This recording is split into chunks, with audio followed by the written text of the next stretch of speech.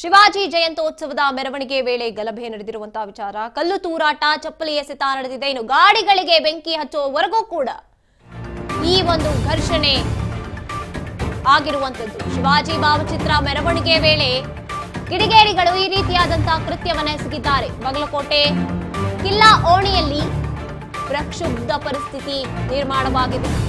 ಬಾಗಲಕೋಟೆಯ ಕಿಲ್ಲಾ ಓಣಿಯಲ್ಲಿ ಬಂಕಾ ಮಸೀದಿ ಬಳಿ ಬರ್ತಾ ಇದ್ದಂತೆ ಕಲ್ಲು ತೂರಾಟ ಆರಂಭವಾಗುತ್ತೆ. ಬೂದಿ ಮುಚ್ಚಿದ ಕೆಂಡದಂತಿದೆ ಈಗ ಬಾಗಲಕೋಟೆ ನಗರ. 3 ಕಡೆಗಳಲ್ಲಿ ನಿಷೇಧಾಜ್ಞೆಯನ್ನ ಕೂಡ ಜಾರಿಗೊಳಿಸಲಾಗಿದೆ. ಹಳೆ ಬಾಗಲಕೋಟೆ, ನವನಗರದಲ್ಲಿ 163 ಸೆಕ್ಷನ್ ಜಾರಿಗೊಳಿಸಲಾಗಿದೆ.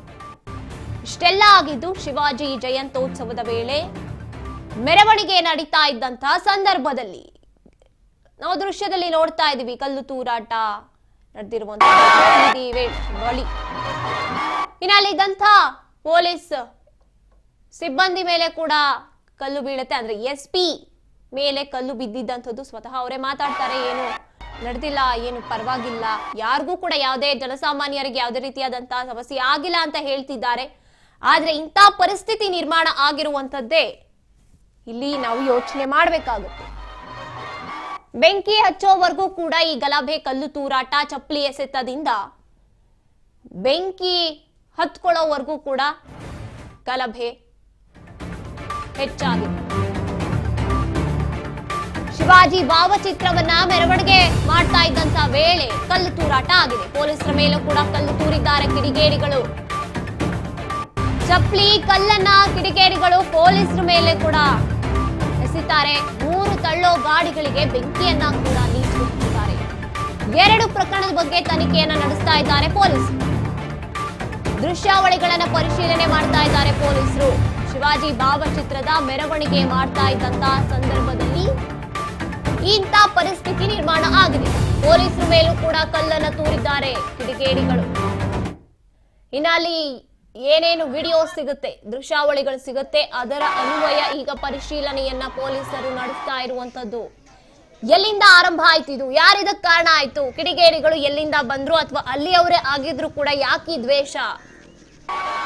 3 ಕಡೆಗಳಲ್ಲಿ ನಿಷೇಧಾಜ್ಞೆಯನ್ನು ಈಗಾಗಲೇ ಜಾರಿಗೊಳಿಸಲಾಗಿದೆ. 163 ಸೆಕ್ಷನ್ ಅನ್ನ ನವನಗರದಲ್ಲಿ, ಹಳೆ ಬಾಗಲಕೋಟೆಯಲ್ಲಿ ಜಾರಿಗೊಳಿಸಲಾಗಿದೆ. ಇನ್ನು ಅಲ್ಲಿ ಮಾರ್ಕೆಟ್ನಲ್ಲಿ ಇದ್ದಂತಹ 3 ತಳ್ಳೋ ಗಾಡಿಗಳಿಗೂ ಕೂಡ ಬೆಂಕಿ ಹಚ್ಚಿದ್ದಾರೆ ಕಿಡಿಗೇಡಿಗಳು. ಯಾರಿಗೂ ಕೂಡ ಯಾವುದೇ ರೀತಿಯಾದಂತಹ ಪ್ರಾಣಾಪಾಯ ಸಂಭವಿಸಿಲ್ಲ. ಆದ್ರೆ ಅಂತ ಪರಿಸ್ಥಿತಿವರೆಗೂ ಕೂಡ ಇದನ್ನ ತಗೊಂಡು ಹೋಗೋದು ಬೇಕಾಗಿಲ್ಲ, ಬೇಡ ಅಂತ ಅಲ್ಲಿ ಪೊಲೀಸರು ಸಾಕಷ್ಟು ಪ್ರಯತ್ನವನ್ನ ಮಾಡ್ತಾ ಇದ್ದಾರೆ ಆ ಪರಿಸ್ಥಿತಿಯನ್ನ ತಿಳಿಗೊಳಿಸೋಕೆ. ಆದ್ರೆ ಪೊಲೀಸ್ ಮೇಲೇನೆ ಕಲ್ಲು ಬಿದ್ದಿರುವಂತದ್ದು. ಕಲ್ಲು ಎಸೆಯೋದನ್ನ ನಾವು ನೋಡ್ತಾ ಇದೀವಿ. ಅಷ್ಟು ದೊಡ್ಡ ಕಲ್ಲು ಹೋಗಿ SP ಕತ್ತಿಗೆ ಬೀಳುತ್ತೆ.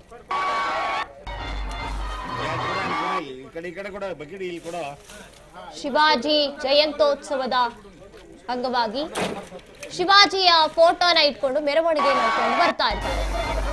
ಅಂತ ಸಮಯದಲ್ಲಿ ಕಿಡಿಗೇಡಿಗಳು ಈ ರೀತಿಯಾದಂತಹ ಕೃತ್ಯವನ್ನ ಆರಂಭ ಮಾಡ್ತಾರೆ.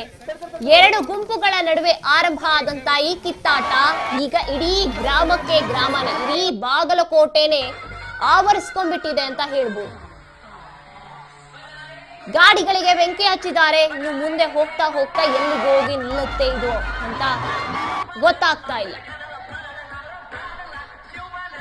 ಮೆರವಣಿಗೆ ವೇಳೆ ಶಿವಾಜಿ ಜಯಂತ್ಯೋತ್ಸವ ಇರುತ್ತೆ. ನಿನ್ನೆ ಎಲ್ಲಾ ಕಡೆ ಸಂಭ್ರಮದಿಂದ, ಅಂದ್ರೆ ಶಿವಾಜಿ ಅಭಿಮಾನಿಗಳು ಎಲ್ಲೆಲ್ಲಿರ್ತಾರೆ ಆಚರಣೆಯನ್ನ ಮಾಡ್ತಾ ಇದ್ರು. ಅದೇ ರೀತಿಯಾಗಿ ಇಲ್ಲಿ ಬಾಗಲಕೋಟೆಯಲ್ಲೂ ಕೂಡ ಆಚರಣೆ ನಡೀತಾ ಇತ್ತು.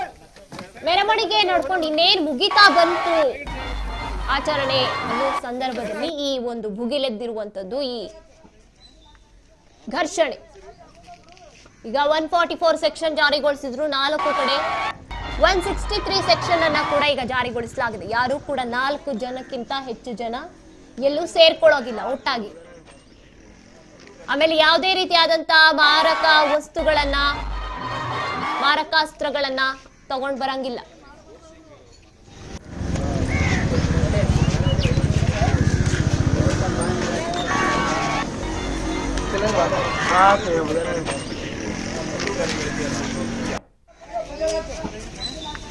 ಈ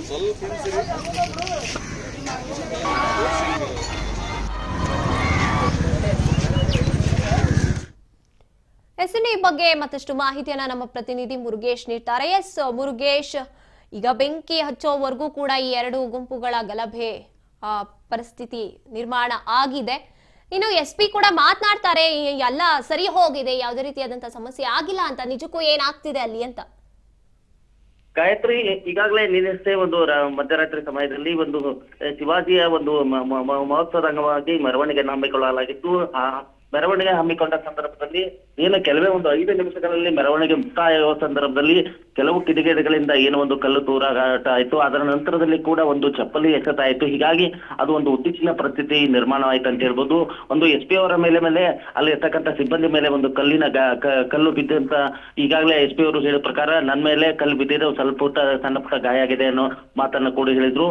ಅದನ್ನ ಉದ್ವಿಗ್ನವಾದಂತ ಪರಿಸ್ಥಿತಿಯನ್ನ ತಿಳಿಗೊಳಿಸುವಂತ ಸಂದರ್ಭದಲ್ಲಿ ಕೂಡ ಒಂದು ಲಘು ಲಾಠಿ ಪ್ರಹಾರ ಕೂಡ ಸಂಭವಿಸಿದೆ ಅಂತ ಹೇಳ್ಬೋದು. ಮತ್ತು ಆ ಮೆರವಣಿಗೆ ಮೇಲೆ ಚಪ್ಪಲಿ ಒಂದು ಕೆಲವು ಕಿಡಿಗೇಡಿಗಳಿಂದ ಚಪ್ಪಲಿ ಎಸೆತ ಕೂಡ ಆಗಿದೆ. ಹೀಗಾಗಿ ಒಂದು ಉದ್ವಿಗ್ನ ಪರಿಸ್ಥಿತಿ ನಿರ್ಮಾಣ ಆಗಿತ್ತು. ಈಗಾಗಲೇ ಒಂದು ರೀತಿಯಾಗಿ ಎಲ್ಲವೂ ಈಗ ಶಾಂತವಾಗಿದೆ ಅಂತ ಹೇಳ್ಬೋದು. ಹೀಗಾಗಿ ಏನು AC ಆಗಿರ್ತಕ್ಕಂಥ ಸಂತೋಷ್ ಜಗಲ್ತಾರ್ ಅವರು ಈಗಾಗಲೇ 163 ಕಲಂ ಪ್ರಕಾರ ಈಗಾಗಲೇ ಯಾವುದೋ ಆಸ್ತಿ ಪಾಸ್ತಿ ಹಾನಿ ಆಗದಂತೆ ಈಗಾಗಲೇ ನಿಷೇಧಾಜ್ಞೆಯನ್ನ ಜಾರಿಗೊಳಿಸಿದ್ದಾರೆ. ಅದರ ಜೊತೆಯಾಗಿ ಈಗಾಗಲೇ ಯಾವುದೋ ಒಂದು ರೀತಿಯ ಶಸ್ತ್ರಾಸ್ತ್ರಗಳನ್ನ ಹಿಡ್ಕೊಂಡು ಎಲ್ಲಿ ಹೋಗೋ ಆಗಿಲ್ಲ ಮತ್ತು 4 ಜನರ ಒಂದು ರೀತಿಯಾಗಿ 4 ಜನರು ಗುಂಪಾಗಿ ಓಡಾಡೋ ಹೋಗಿಲ್ಲ. ಈ ರೀತಿಯಾಗಿ ಒಂದು ರೀತಿಯಾಗಿ ನಿಷೇಧಾಜ್ಞೆಯನ್ನು ಜಾರಿಗೊಳಿಸಿದ್ದಾರೆ ಮತ್ತು ಸರ್ಕಾರಿ ಸಭೆ ಸಮಾರಂಭವನ್ನು ನಡೆಸಬಹುದು ಎಂಬುದನ್ನು ಮಾತನ್ನು ಕೂಡ ಹೇಳಿದ್ದಾರೆ. ಈಗಾಗಲೇ ಒಂದು ರೀತಿಯಾಗಿ ಪರಿಸ್ಥಿತಿ ಈಗಾಗಲೇ ತಿಳಿಗೊಳಿಸಿದೆ ಅಂತ ಹೇಳ್ಬೋದು.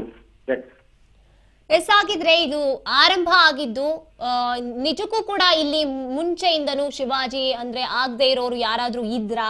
ಅಲ್ಲಿಯವರೇ ಈ ರೀತಿಯಾದಂತಹ ಗಲಭೆಯನ್ನ ಆರಂಭ ಮಾಡಿದ್ರ? ತನಿಖೆ ಕೂಡ ನಡೆಸ್ತಾ ಇದ್ದಾರೆ ಪೊಲೀಸರು, ಏನಾದ್ರೂ ಸಿಕ್ತಾ ಮಾಹಿತಿಗಳು ಅಂತ?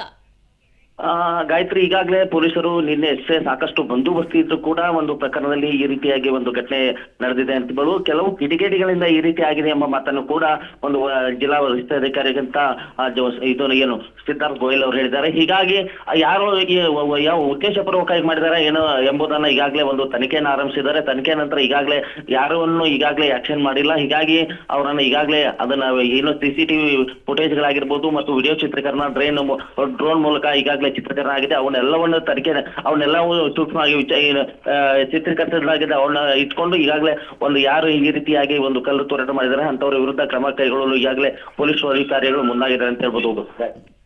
ಧನ್ಯವಾದ ನಿಮ್ಮೆಲ್ಲ ಮಾಹಿತಿಗಾಗಿ ಮುರುಗೇಶ್.